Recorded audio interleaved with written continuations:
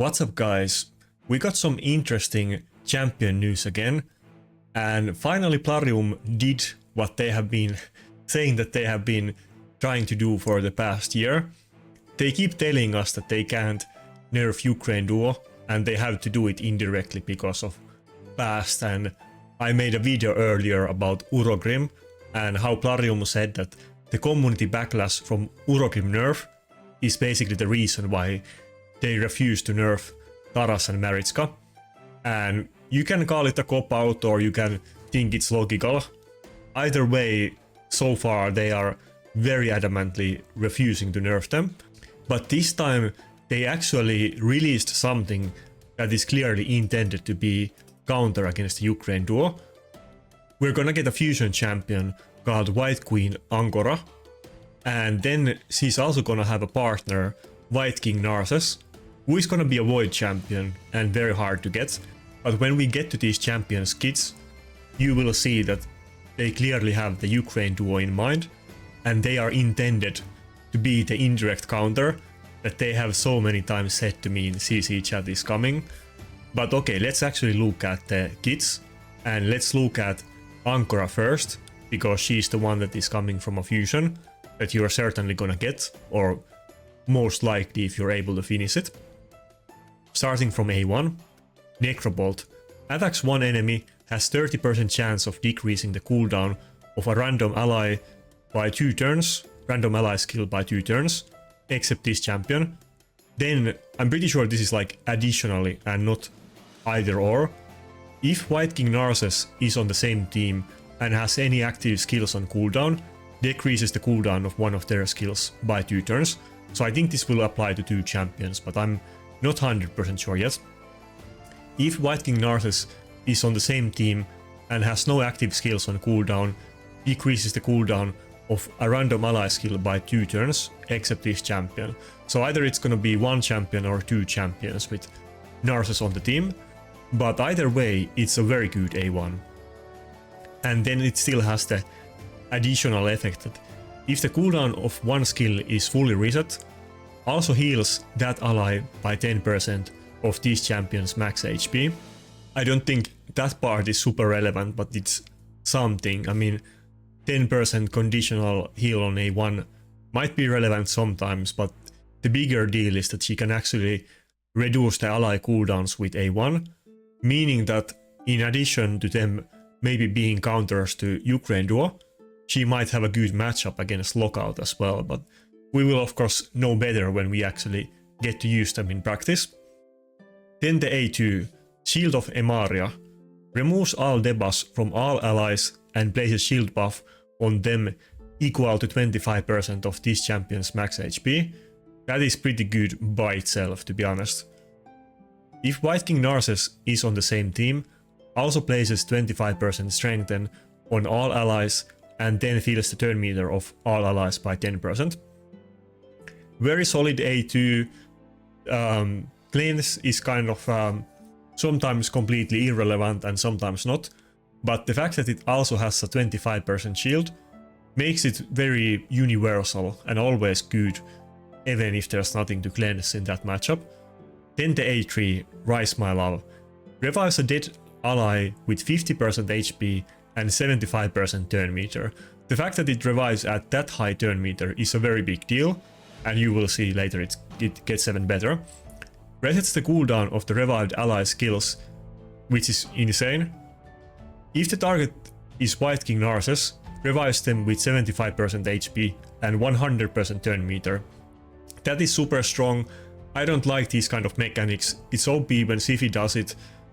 It's going to be very strong on this champion too, so I'm expecting to see these two in the meta.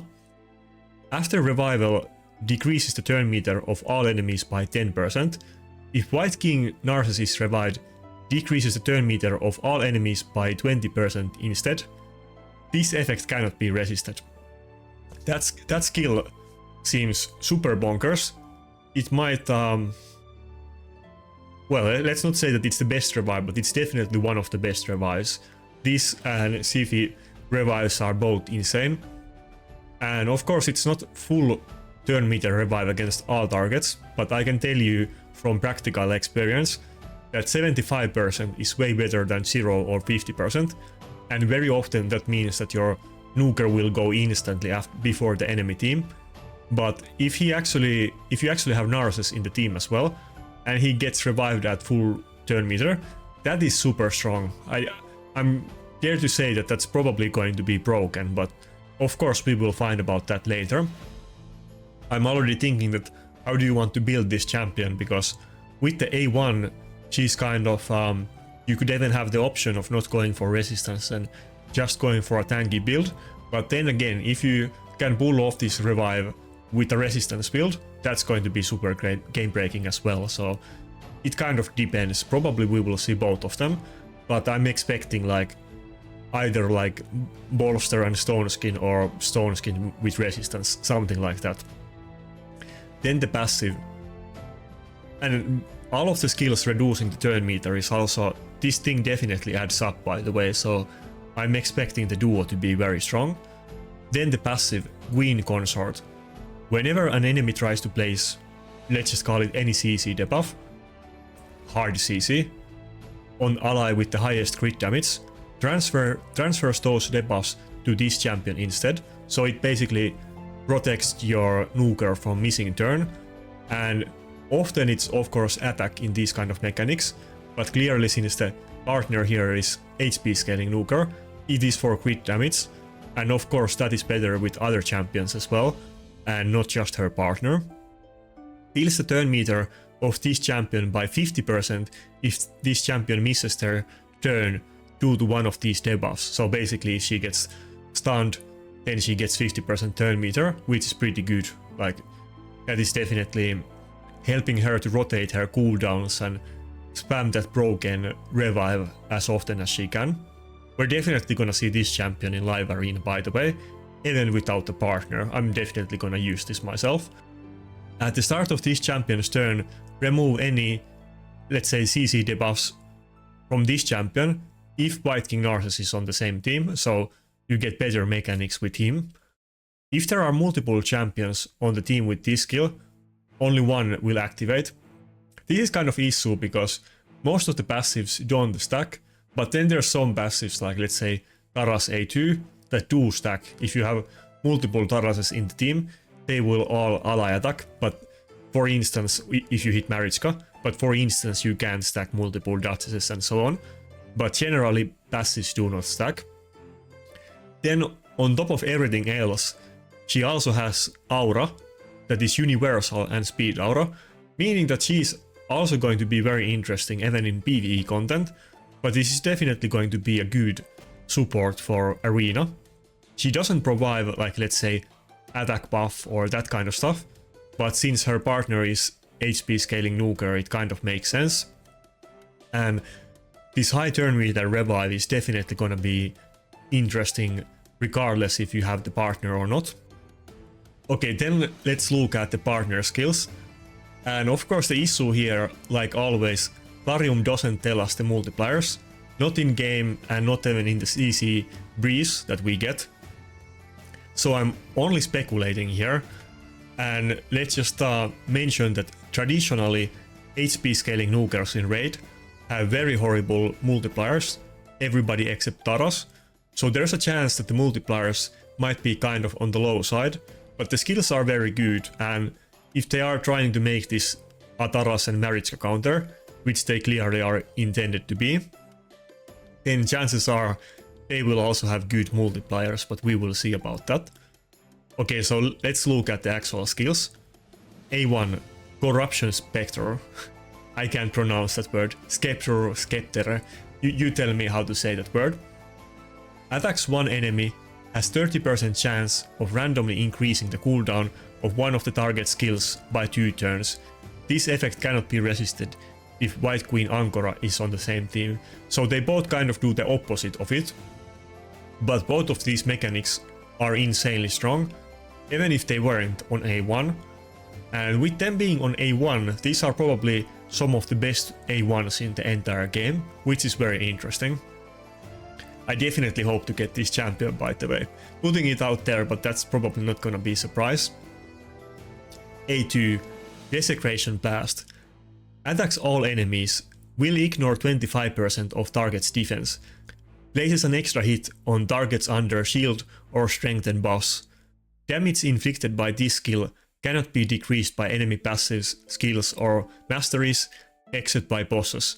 Damage inflicted by this skill cannot be increased by either this champion's masteries or ally passive skills, except when attacking bosses. So it's basically kind of like, what's his name? Karato, yeah, that's who I mean. I think there might be some other champions with this mechanic as well, but Karato is the one that comes to my mind who has this exact same thing as well. Except his one is the passive and this one is just on the A2. But it is an AoE nuke and it ignores 25% defense. There's a huge difference between 25 and let's say 50 plus, because if it's 50 plus, that means that you can get to 100% ignore defense. And the way defense damage mitigation works in this game, it has hard diminishing returns, and the difference of enemy having a little bit defense and having no defense is actually immense. So you can only get this to, let's say, 75% with Helm Smasher and Savage, which is of course still good, but if the multiplier is very low, then potentially it's not that hard hitting, but I'm assuming it's gonna be hard hitting, and you have the chance to hit twice, so I guess it may hit super hard. We will see about that. And it's also gonna be very interesting for the meta, because places an extra hit on targets under shield or strengthen. Shield is pretty universally used in every single defense team in Classic Arena, and practically every team in Live Arena as well, unless we're talking about speed teams. So this isn't very hard condition to fulfill, and if this skill has very high multiplier, it's gonna be super broken, so I'm kind of interested to see how this plays out. Then the A3 attacks one enemy 2 times, increases the damage inflicted by this skill by 10% for each buff on the target, stacks up to 50%, and by an additional 10% for each buff on this champion, stacks up to 50%. So clearly the design on these champions was to counter the Ukraine duo, and of course Tara's damage scales from buffs, so it's kind of intended that way, but of course buffs are very universally used, so you're gonna get this all the time. But of course it always comes down to the multiplier, and with an HP scaling nuker you can't really increase the damage with a buff or anything like that, so it really depends on the multiplier, but potentially it could be an okay hitting skill or it could be an insane hitting skill.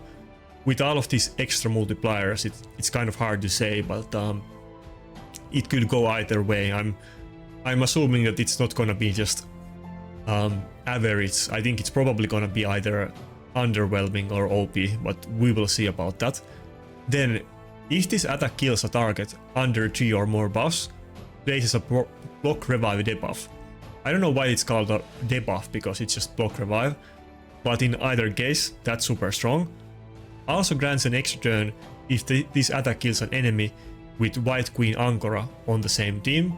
Again, super strong. Like you're getting extra turns and rotating your cooldowns.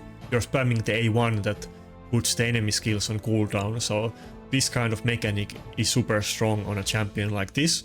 Kind of like with Trotos, his A3 is insanely hard hitting and basically one shot in most scenarios. And that paired with the fact that he has lots of extra turn mechanics, it combines with it really well. Then the passive, Mantle of Undead. This champion will receive 50% less damage when attacked by enemies, including bosses and their minions, out of their active turn. If Wight Queen Ankora is on the same team, this champion will receive no damage when attacked by enemies out of their active turn. This effect does not apply against bosses and their minions. This champion's skill will also ignore shield and strengthen boss. That is insane. The last part is insane. And this is the trend that we have had lately, that this is one passive, but it's actually multiple passives. And then his other skills have passives as well, but ignoring shield and strengthen is insane. It's super insane. And I guess if this champion has good damage, it's gonna deter the use of bolster a lot. And I don't know how I feel about that, because I'm super reliant on bolster, but I do agree that bolster is very dominant and maybe even too strong. And also Maritzka of course does shield, so this is again a backhanded way potentially to try counter her. But I already confirmed this with the Plarium community managers, that the phrasing on this text can be a bit misleading. Like out of their active turn, it doesn't say outside of their active turn, so you don't know which one they mean with that, but it means when they are not on their turn. So we're talking about Taras A2, Cupidus A1, Heprak, Nuke, these kind of effects or damage that champions use when it is not their turn. It reduces that damage, and that is of course Taras A2. And now if we think about this champion, or these two champions against Taras and Maritzka, they have block revive, they have ignore shields, they get extra damage, or like double hit when enemy has shields, clearly, and strengthen too, which of course Maritzka has as well.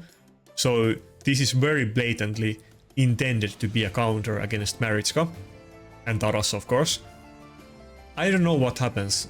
On paper both of these champions look insanely strong, and probably we are gonna get meta shift, but I don't know how much are people just gonna use this in defense instead, or are we gonna see a lot of different kinds of defense teams like you used to see back in the day. I really hope that, because the old meta was so much better when all kinds of teams were viable and the meta was very diverse, and you could come up with unique strategies, and the meta was always having a little bit of shifts, and people come up with something insane and then somebody else comes up with a counter against that. I hope this champion helps with that, we will see.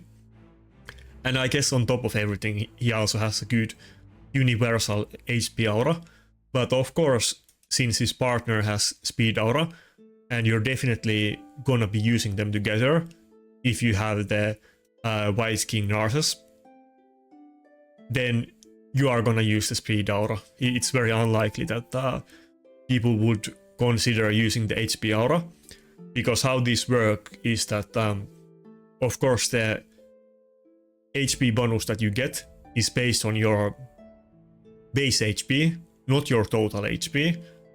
So in those terms, speed is usually favored, and just in general how the arena meta has been for a while, speed is heavily favored over getting a little bit of more damage.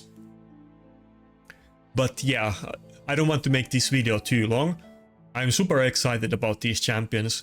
I definitely hope I will pull this Wight King Narses, which is a Void champion, so it is very unlikely that I will get him. But honestly, I feel like my luck in this game has been so horrible with champions, and especially Voids, that it is about time that I get lucky. But even if you don't have the Void champion, White Queen Ankora is very good. You definitely don't want to miss out on this fusion. He's gonna be very good with that revive in live arena. And potentially as well, the A1 is very interesting, so you could even try to use her as a counter against lockout teams. I don't know if you build her without resistance, how well that would actually work, but of course there is always the option to build her with resistance as well. But even if she gets locked out, then she still has the chance to reduce the cooldowns of allies.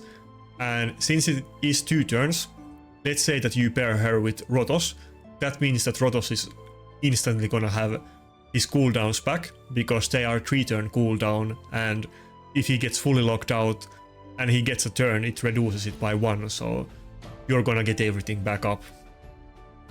But anyway, that's it for these new champions. Plarium is definitely making some big plays at the beginning of the year, and tell me in comments what you think about these, but that's it, see ya.